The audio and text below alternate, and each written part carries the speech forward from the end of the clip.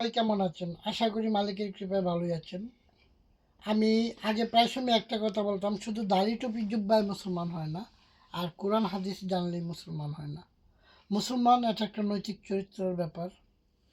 সহি মুসলমান সে তার নৈতিক চরিত্র দ্বারা প্রকাশ পায়। অনেকে মনে করেন বড় বড় ইসলামী বক্তা, বড় বড় ইসলামী দল হইলে পরেই দলের লোক হইলে মনে হয় ওনারা ইসলাম জানেন। রমজান মাসে অনেক মাদ্রাসায় বলাৎকার হইতেছে, অনেক হুজুরে দেখা গেছে বলাৎকার কইরা ধরা পড়তেছে, ফেসবুকে আইতেছে।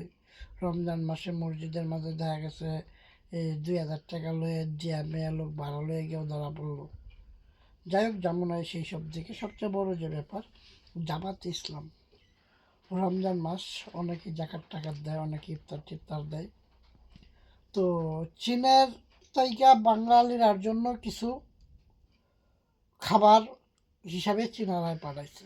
তো জামাতের আমির সেটা বিতরণের সময় উপস্থিত ছিলেন, থাকিয়া তিনি এই চীনের নামটা বাদ দিয়ে জামাতের নাম দিয়ে চালাই দিতে চাইছেন।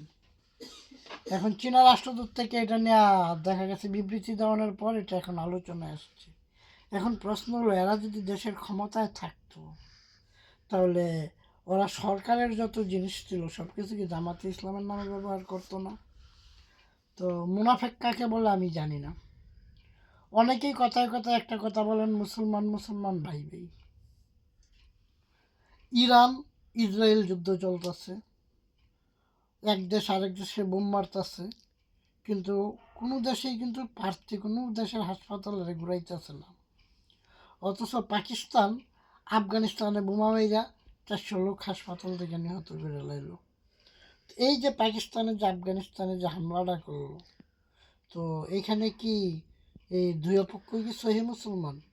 এরা তো অবশ্যই কোনো একটা গ্রুপ মুনাফেক আছে। আর রমজান মাস একটা মুসলমানের, প্রত্যেকটা দেশে একটা যুদ্ধের নিয়ম আছে। যুদ্ধে সাধারণত দেখা গেছে নারী, শিশু, অসুস্থ এদেরকে যুদ্ধের আওতার বাহিরে রাখা হয় মানবাধিকার অনুযায়ী। তো হাসপাতালে যে পাকিস্তানিরা যে আফগানিস্তানের আক্রমণ করলো, এইখানে কি মুসলমান মুসলমান ভাই ভাই বলেন কোন হিসাবটা রাখছে? আমি অনেক সময় বলি যে পাকিস্তানের কিছু নাপাক বীজ বাংলাদেশে আছে, যারা উতাসে লাপায় পাকিস্তান পাকিস্তান। এই যে বাংলাদেশে এখন ডিজেলের সমস্যা, তেলের সমস্যা সমাধানের জন্য কিন্তু ভারত আসতেছে, কারণ পার্শ্ববর্তী দেশ হিসাবে। আর বাংলাদেশ সরকারও সহায়তা চাইতেছে। তো যারা দিল্লি না ঢাকা, দিল্লি না ঢাকা ইয়ে চিল্লাইলেন, আপনাদের এখন মুখের ভাষাটা কি? কিন্তু তারপরেও দেখা গেছে খেজুর সমবন্টন হয় না, এই আলাপ আইতেছে।